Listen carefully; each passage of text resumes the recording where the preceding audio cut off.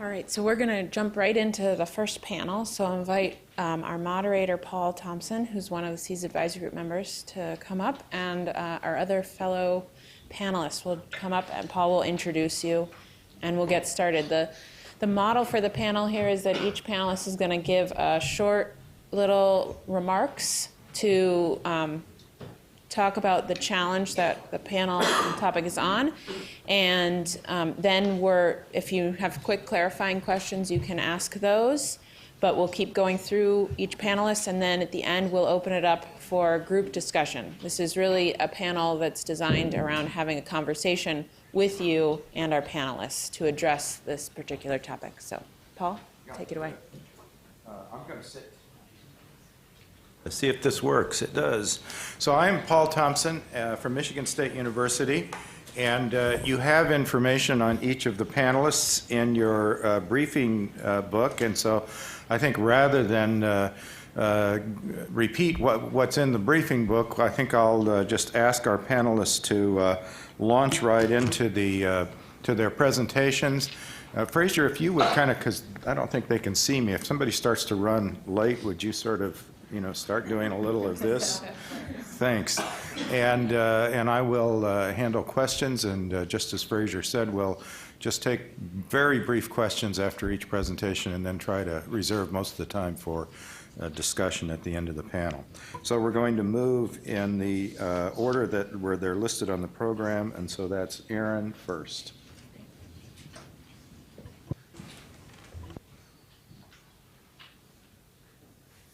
I think I can control.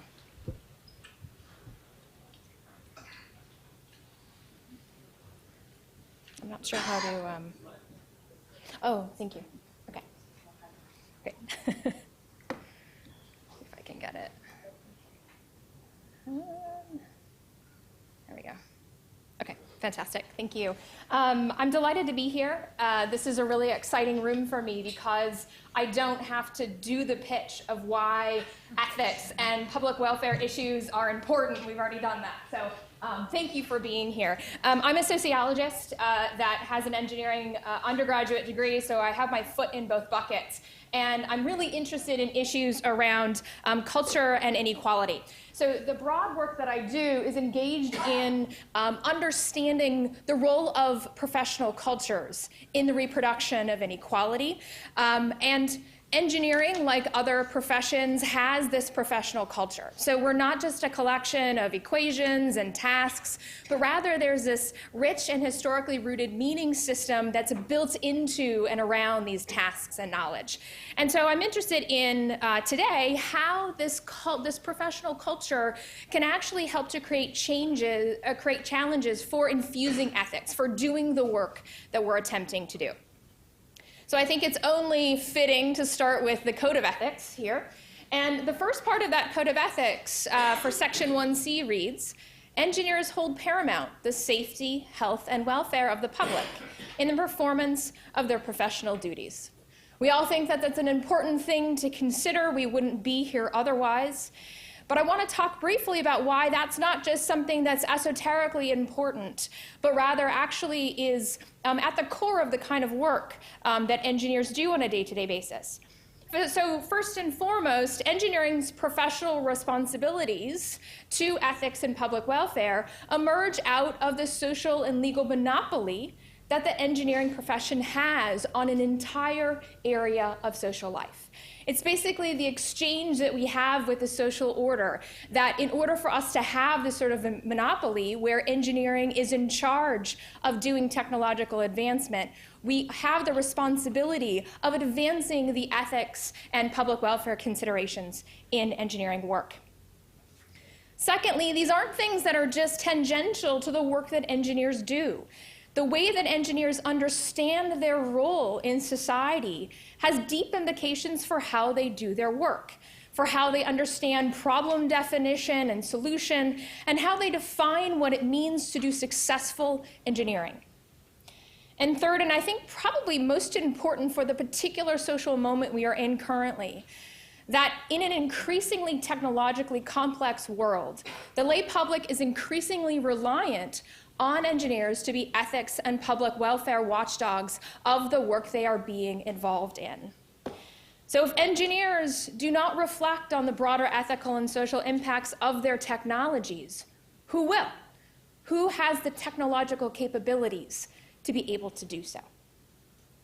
So engineering education is an important place to think about ethics, in part because engineering education is the only institutionalized training that future engineers get for learning about ethics and responsibilities of their profession. So my question with this work is it working? Are undergraduate engineers becoming more concerned with their ethical and public responsibilities as they march through their undergraduate engineering education? So do engineering students become more concerned? That's the first question that I explore here. Do their views change over the course of their engineering education? Do they become more concerned for public welfare and ethical considerations? Secondly, do their programs that they're embedded in actually emphasize these concerns? And third, is there a significant relationship between what their programs emphasize and students' own views? The data I'll be talking about today is a longitudinal panel sample following a group of students from the time they enter as freshmen all the way through undergraduate engineering education and then 18 months after graduation. We have students from 4 institutions: MIT, Smith, Olin, and UMass. This is not a representative sample of all US undergraduates, of course, but it does represent the wide spectrum of approaches to engineering education in the United States. These data were collected with support from the National Science Foundation as well as the Labor and Employment Research Fund at the University of California. So what I focus on are 4 particular aspects of these kinds of considerations. The importance to students in their understanding of a successful career, of professional and ethical responsibilities, of understanding the consequences of technology, understanding how people use machines, and a combination social consciousness scale of the importance to them of improving society, being active in their community, promoting racial understanding, and helping others in need. So turning to that first question, what happens to their ethics and public welfare considerations from the time they're freshmen to the time that they are seniors? And it declines. So between freshman and senior year, the importance to them of their professional and ethical responsibilities, of understanding the consequences of technology, of understanding how people use machines, and their social consciousness all significantly decline. This is controlling for their gender, race, ethnicity, school, and class. In the instance that we believe that, well, once they're in the workforce, their concerns for these things may rebound once they face the real world of engineering, I'm sad to say that that's not the case, that it actually stagnates, if not possibly starts to decline further. So what's going on in their programs? Do their programs emphasize these issues? I find that compared to technical-related emphases, things like math and science, innovation, basic research, concerns like general education, writing and communication, policy implications, and ethical and social issues are significantly less valued than those more technical issues, and ethical and social issues are the least valued of all those considerations in students' engineering programs. So is there a relationship between what's going on in their programs and students' own public welfare and ethical concerns? And the answer is yes. There is a statistical relationship between whether their programs, for example, emphasize ethical and social issues and students' own concern for their ethical and social responsibilities. So to recap, concerns for ethical and social issues, social responsibilities decline among students. Engineering programs de-emphasize these responsibilities, and this de-emphasis has a statistical relationship to students' own understandings of these things. What this suggests is what I've called the culture of disengagement. And this is a constellation of beliefs, meanings, and practices that frame ethical and public welfare concerns as tangential to quote-unquote real engineering.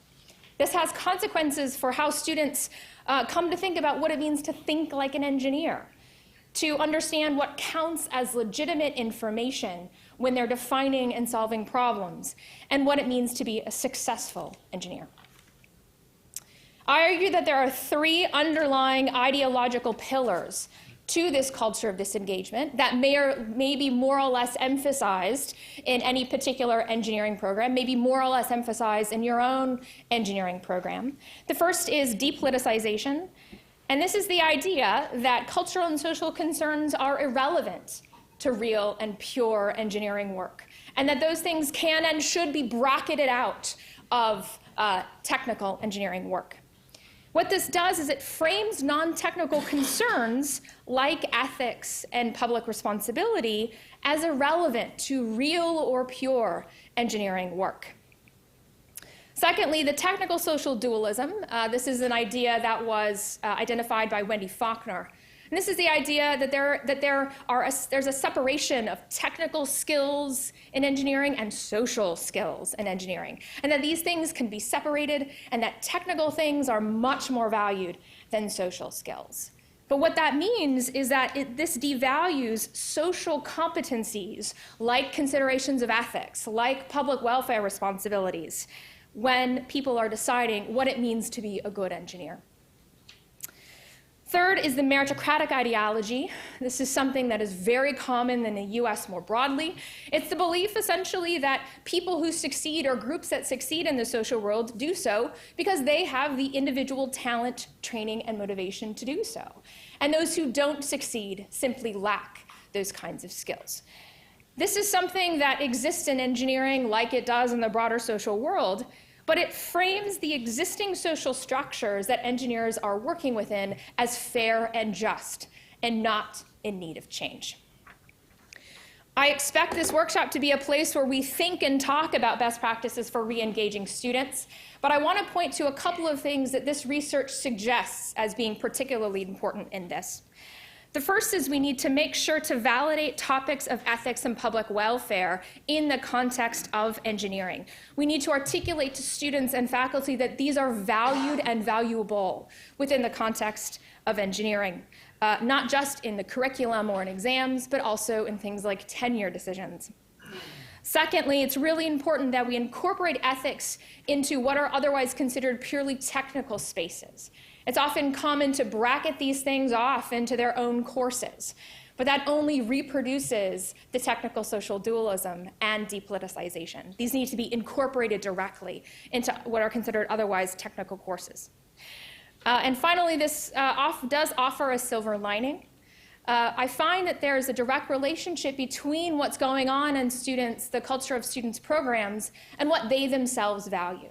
So if we can change what's going on within the culture of these institutions, it will change the way that students understand their social and ethical responsibilities. Students are coming in with quite high commitments to these things already.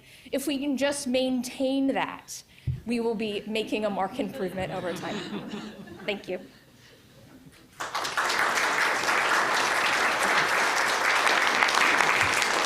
So is it a quick question for clarification? One right here. More of a comment touched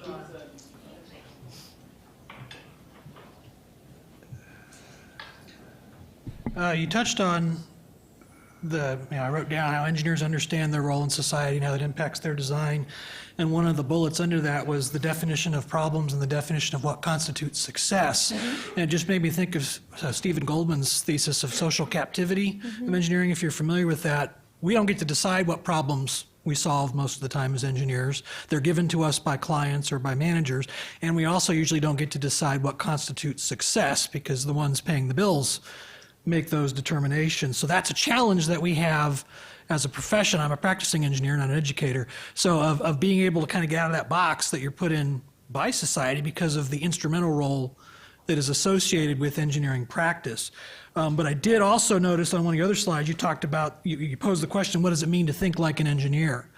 And I think from an ethics education standpoint, we're teaching engineers how to think. That's one of the things I believe engineering education does is what does it mean to think like an engineer? And if we can integrate ethical thinking into engineering thinking, that's probably going to be one of the most effective ways to accomplish some of the goals and overcome some of the obstacles that you've touched on. Yeah, absolutely. I think the issue of what is in the purview of engineering problems and engineering solutions, I think part of the very core of what it means to have an ethical responsibility as a profession is to think beyond the very sort of core technical boundaries that we were given, to make sure that we are able to, and teach our students to be able to understand what is just outside of those borders.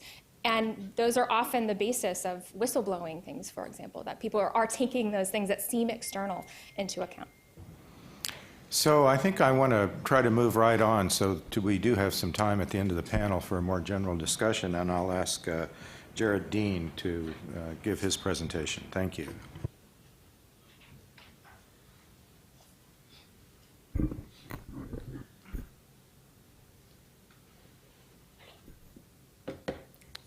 All right, well, thanks for having me. So let me see if I can figure out this clicker. There we go. So our students, we're disengaging our students. But if we look at what's going on, and I won't preach to the choir too much, us geeks have more power than ever when we look at the technologies that are coming, the sort of alphabet soup of IoT and AI and you name it. And so this ethics education matters so much. I mean, when TechCrunch, which is hardly a bastion of forward social thinking, I would propose, is putting out pleas for people in the tech industry to start thinking ethically about the technology that we're using, that's a really interesting social indicator in my worldview. So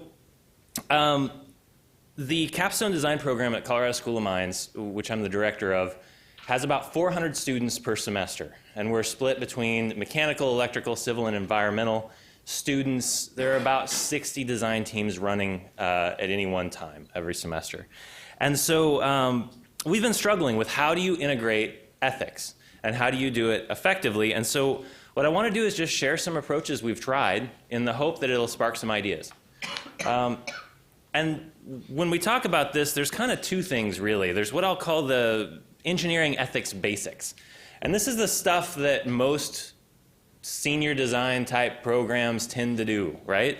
So these are the things like talking about the code of ethics, legal basics, and licensure, and making sure that all of our students understand that. So for example, in our course, when students get their syllabus, the code of ethics is attached, and the syllabus specifically references it as this is your standard of how you're to behave. This is important to you as you go into this class. And then we directly reference that and ask students to struggle with several case studies that we give them, using the code of ethics. When we talk about ethical behavior, though, we quickly get tangled up with engineering in the legal environment in which our students work. And so we talk about tort law and the legal environment in which they operate. We have an activity on contracts. We use this great article from the New Yorker called The Engineer's Lament. I don't know how many of you use that to talk about how risk and safety and liability and ethics all get tangled up and rolled up tightly when you're in the real world. And then finally, we have our students watch a video on licensure, give the basics, and walk students sort of step by step through how to take the FE exam. This semester, we also have representatives from the local chapter of the National Society of Professional Engineers coming in and doing a panel Q&A on ethics and all that good stuff. But even after all that, two things. First, we're continuing to see the number of our students who take the FE exam decrease, the Fundamentals of Engineering exam decrease. And secondly, while all that is well and good, what we found is that students aren't taking the next most important step, which is actually trying to apply this to their projects and think about the ethical implications of the work they're doing. And so yeah, ethics is all well and good, but it doesn't apply to the technical work of engineering. And besides, I'm an ethical person, aren't you? And so we're done here, right?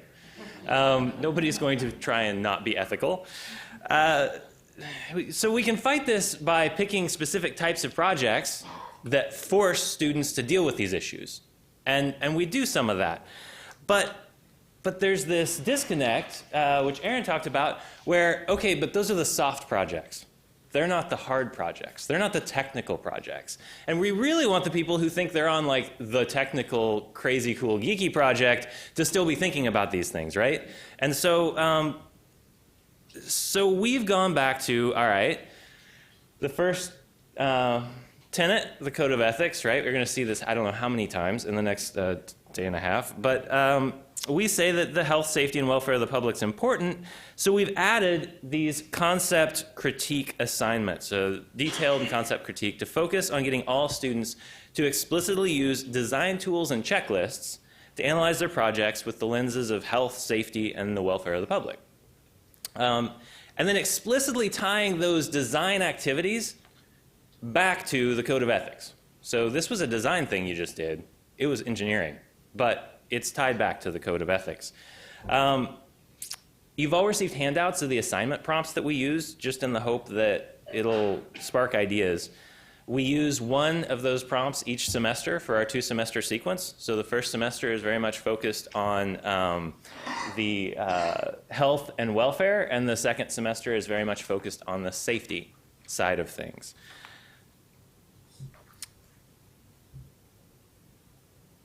All right, but let's see. Here we go. My animations are dying here.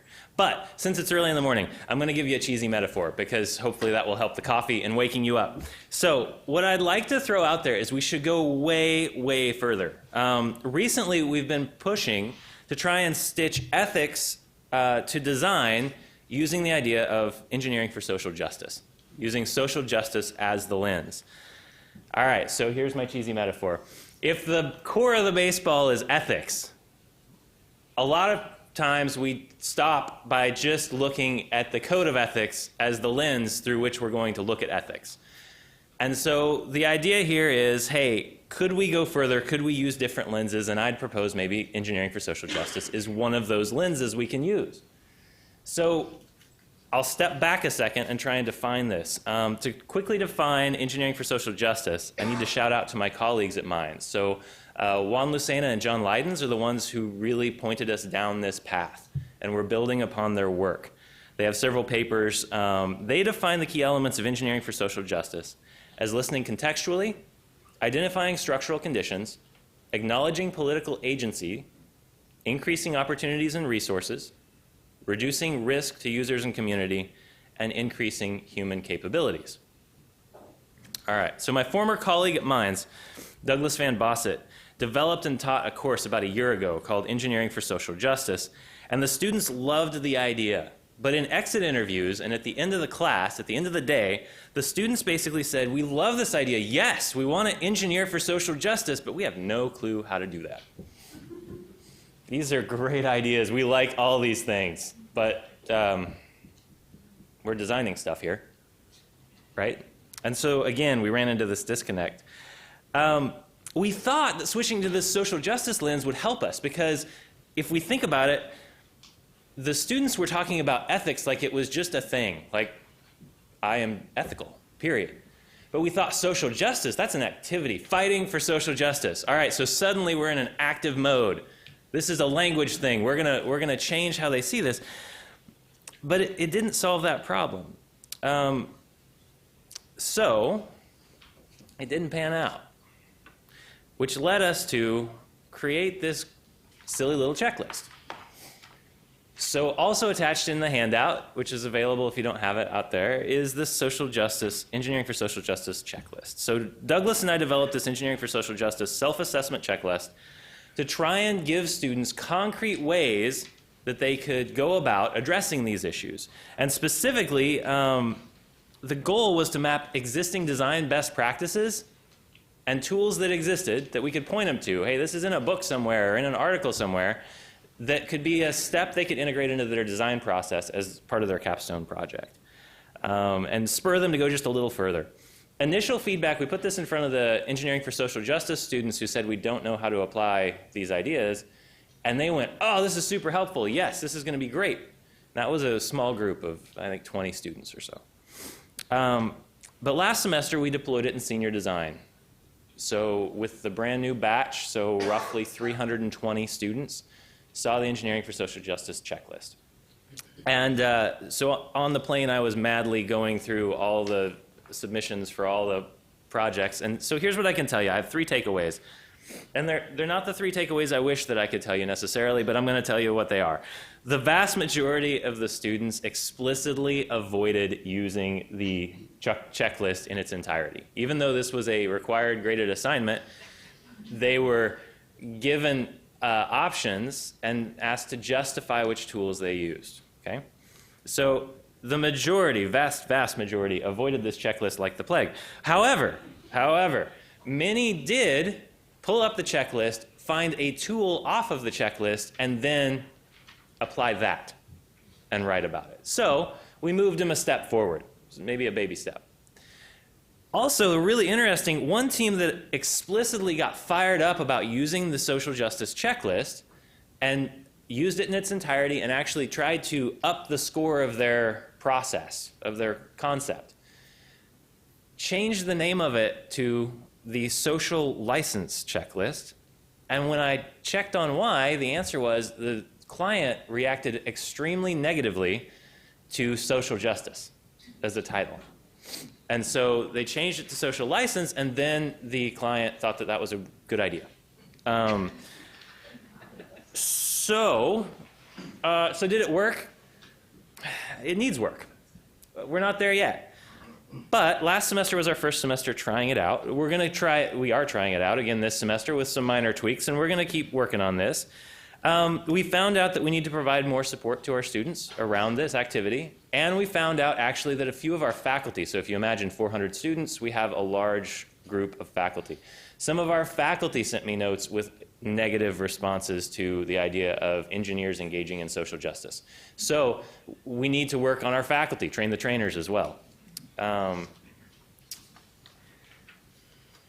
right, so I tell you about all this in the hopes that together over the course of the workshop, maybe we can go beyond the ethics basics, think outside the box a little bit. Maybe the answer isn't social justice. I don't know, but there are so many lenses that people are bringing with them to this room. Maybe the lens shouldn't be just the code of ethics either. So how can we think about different angles? How might we use these angles to get students to make ethics part of the work of engineering instead of this other thing that they're engaged with? So that's all I've got. Thank you.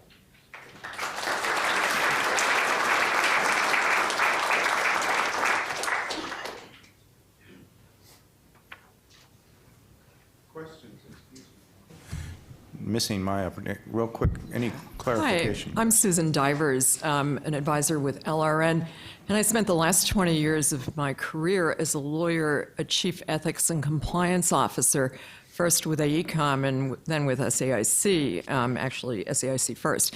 So I trained a lot of engineers, and actually we're the premier ethical training company in the US. And one thing I would say, only one, out of all those years of experience training engineers, is take a look at what's happening with Volkswagen. Today it was announced that they're paying, I think it's a $5 billion criminal fine. And on Saturday, one of their executives was arrested and charged by the FBI.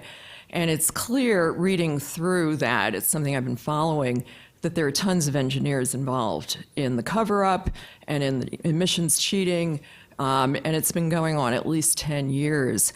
So I think that's a really good example which can help drive home to students that, yes, you can face these dilemmas. And another fruitful area that I would recommend is anti-corruption, because a lot of international work frequently involves corrupt practices in the part of public infrastructure officials and demands for bribes. Yeah. No, the Volkswagen case is a great one. We actually will be using that this semester. And what's interesting, over the last couple semesters, we used the sticky pedal case a couple years back, is if we ask the students to look at the ethical elements of that, and we use Volkswagen or Toyota, the students are very quick to condemn the ethical actions.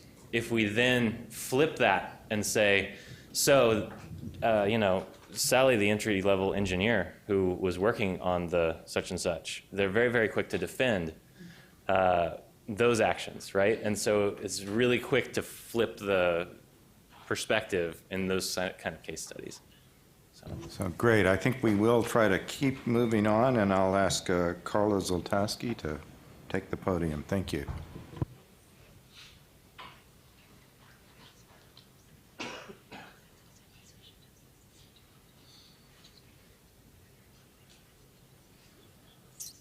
So I'm honored to have this opportunity. I don't know if the bio is actually updated in the some of the information associated with my being on the panel. I'm an assistant professor of engineering practice now in electrical and computer engineering, and then by courtesy in engineering education.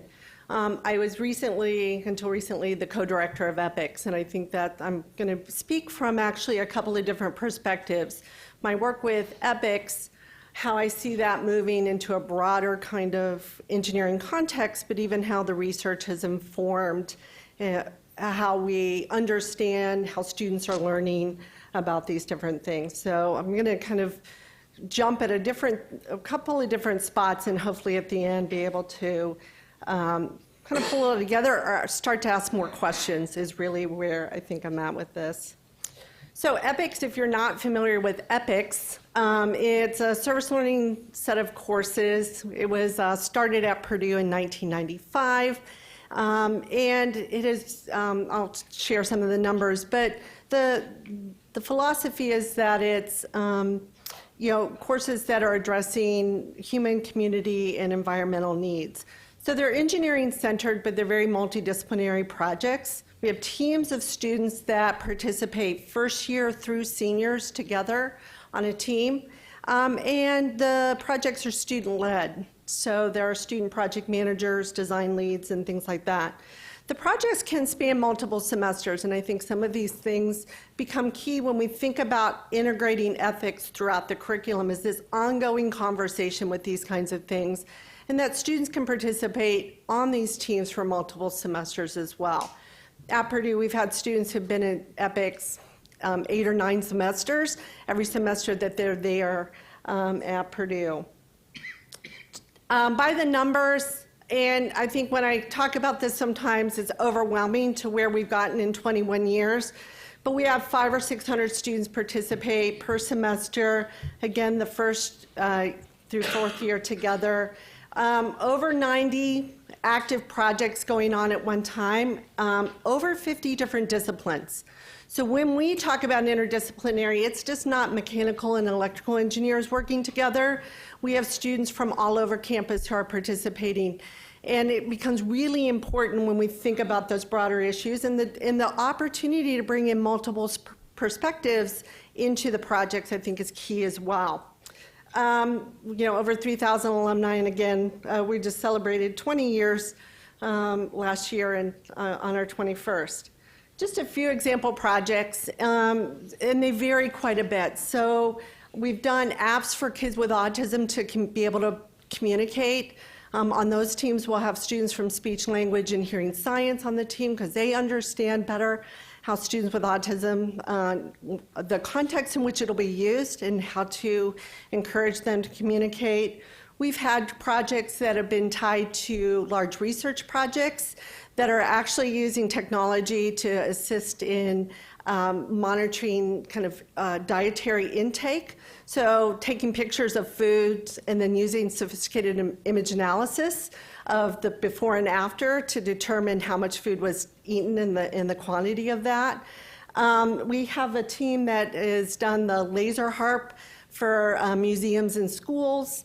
And one of the projects is we've worked with a camp that hosts a lot of camps for kids with disabilities, and we're adopting the sailboat so that people can control it with either a joystick or a sip and puff switch. So really kind of a gamut of types of projects that have gone on in EPICS, just to give you a sense.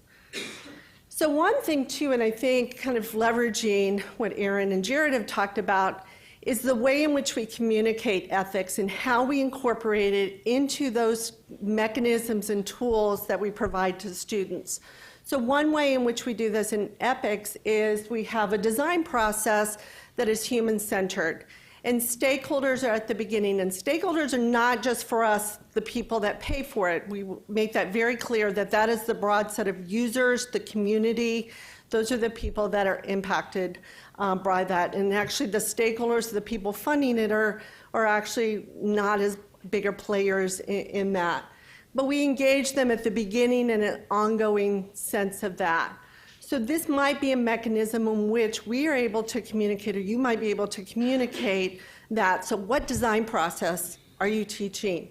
And how can that facilitate kind of these ongoing conversations? The other thing that I think is important when we think about this design process is that it is a complete cycle. And that too often our design processes are very limited, maybe in the detailed design. And so can we think about those kind of mechanisms for incorporating ethics kind of throughout that process? So kind of as a related project, I've been part of a team that's been developing an instrument to assess engineering ethics, because one of the things that we were starting to see too is this relevancy, students seeing the relevancy of ethical dilemmas or cases or disasters, or even general ethics cases as relevant to the work they're doing. So even in those disasters, I wouldn't have, launched the Challenger, but, I'm not going to have to encounter that, and how does it impact the work that I'm doing every day? So one of the things that we were trying to do, and kind of moving to the how do we know if students are doing this, we developed the ERI. And it's based on it's very similar in structure to the DIT2, Defining Issues Test 2, that I think many of you are familiar with, where we present a scenario, an ethical dilemma, and we ask them, would you lie to the child? It's actually one of the aspects. And then they have to rate the importance of a variety of statements and then rank them. And it's scored based on a neo-Kobergian kind of scheme where we're looking at a developmental process where how does it align with what kind of schema does it engage? A self-interest, a maintaining norms, or a post-conventional that's appealing to ideals and kind of broader societal issues. So the dilemmas are similar to what they would encounter in student project teams. We have 6 different scenarios that we currently have part of the instrument, and each one of these was actually drawn from an actual ethical issue that arose in EPICS to be able to do that. And so we think that they can appeal to kind of the student interest there. So the way in which we do use this is actually more primarily as a curricular tool. So team literature suggests that teams use information that they draw from common experiences. So if they know that everybody in the room has this common experience, they're going to draw from that. So one of the strategies we use is that everybody takes the instrument and then we use those scenarios as a talking point to be able to have those ongoing conversations about specific things that are happening in their course. And so we can help discuss what are the issues here, how do we think about this broadly, how does this apply to the codes, how do we need to think about this beyond the codes? So it facilitates those kinds of conversations with that. Another kind of discourse, and I totally agree with these, the program course, topics really do impact, that we have found that the discourse of the program can really make a difference. So we do talk about everyday ethics, and we're really trying to focus on how does this affect your design decision, and really tying it very closely to those technical kinds of situations. And even giving them strategies on what would they do should they face it, ethical situation. One other aspect curricular that we have used in EPICS is kind of guided questions for reflection. Reflection is part of service learning generally, and so really we've used some prompt questions. What did I learn? How did I learn? And why does it matter? And what would I do in light of this? And we have them reflect every week on one of those aspects. So ethics is kind of ongoing throughout that, as well as social impact. So just to jump to another kind of thing, because I think it is important as we think about ethics, and it's like, how might this apply, or what it might even be the implications of separating, am I only going to be doing ethical ethics, or only can I learn about these concepts in a service learning or a community engagement kind of framework? So we had conducted a survey of our alumni to see what impact ethics had had on their professional kind of development or their experience as engineers. And one of the things that came about really is that this undergraduate experience did provide a bridge to the experiences that they had in profession. It was safe kind of context within the educational process, so there's an opportunity for us as engineering educators to really impact that.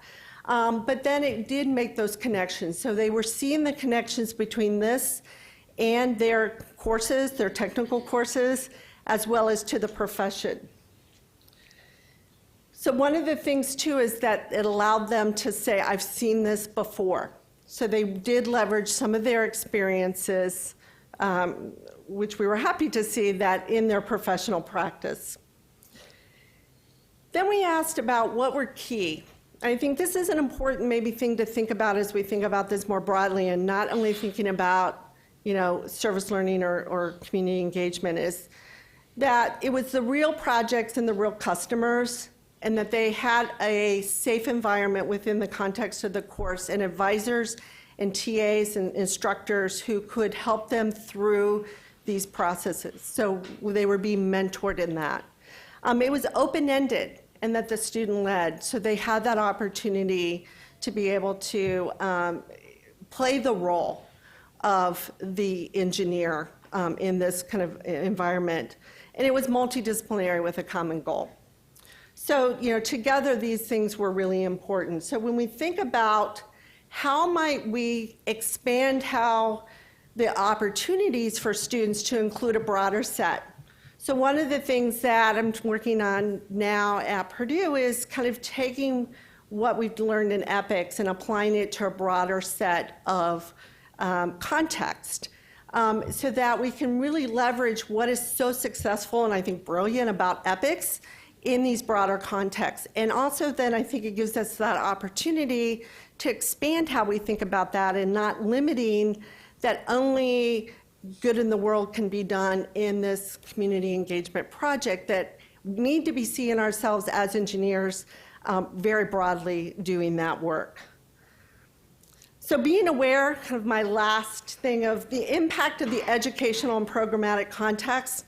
So one of the reference papers talks about the students' ability to engage in ethical issues because of the human-centered design process that we teach. But it also had the kind of implication of limiting how they looked at it. So it can provide that frame. So being really aware of what we do communicate, and it can be empowering, but it can also be limiting in how we look at that. A variety of the different research, if the program really emphasized entrepreneurship, that came through in the discourse of the student ongoing basis. So their priorities reflected kind of programmatic priorities as well. And then the impact even of the everyday ethics. So even though that is one aspect, making sure that we're considering broader issues as well. And so trying to get more at the ands of these things versus the ors. And too often we're pitting these things against each other. So getting to the ands as we think about, it is community engagement, it is industry-sponsored projects, it is everyday ethics, it is social justice issues. So really getting to that. So that's all I have. Great.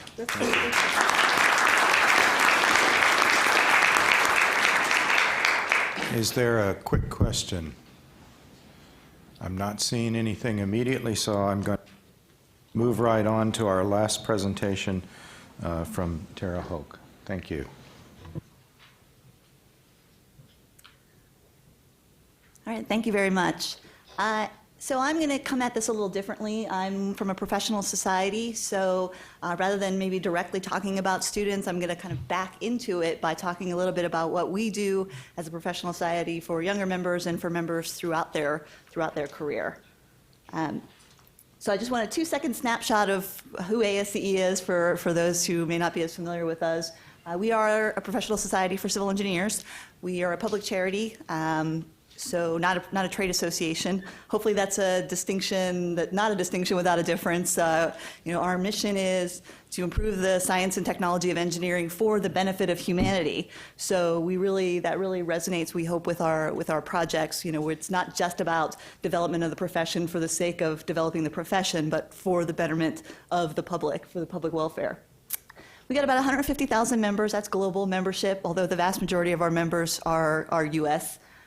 Students, we have about 23,000 in the United States alone, and we don't really track demographics on our members, but we do have a category of membership called younger members, which is 35 and younger, and our numbers there are about $29,000. Our transitions our numbers aren't as good as we'd like. We lose a lot of students. Unfortunately, our student membership is free. Our younger membership is not. So unfortunately, we've got a lot of folks that carry their membership so that they can participate in some of our student activities and then trickle off, and we're not as good about capturing them. But we do have a fairly large body of younger members. So, as I said, in keeping with our mission of providing professional development beyond academia throughout an individual's career, ethics is a very, what I would consider one of the most important things that we do.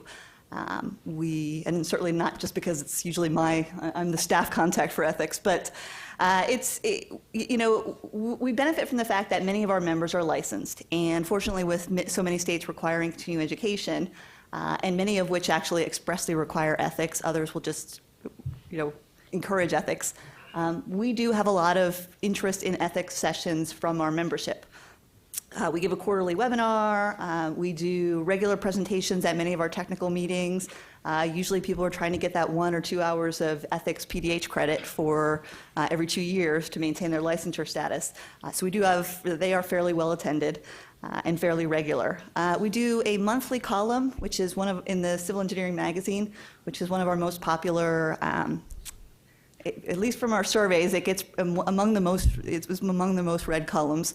It's a case study in professional ethics, and then we do put those online for every article that's ever been written is available on the ASCE website. It's not behind a member wall. It's meant there as to be as a resource for individuals to read, and hopefully some are using it in your classes. We have a Daniel Meade Prize. That's a student-based thing. That's why I called that out. That's every year we have students submit we present a question on an ethics topic, and students can submit an essay, and then the winning 5 essays get a nominal scholarship. And then there are a number of other ethics activities that we do. We also maintain an ethics hotline.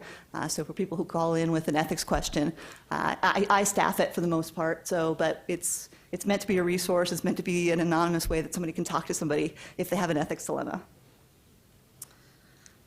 So the other aspect, and this is what I somewhat want to focus on, is that we do have a code of ethics and we enforce it against our members. We have a volunteer committee of 5 members. The Committee on Professional Conduct, who accept complaints from members, non-members, for violations. We investigate.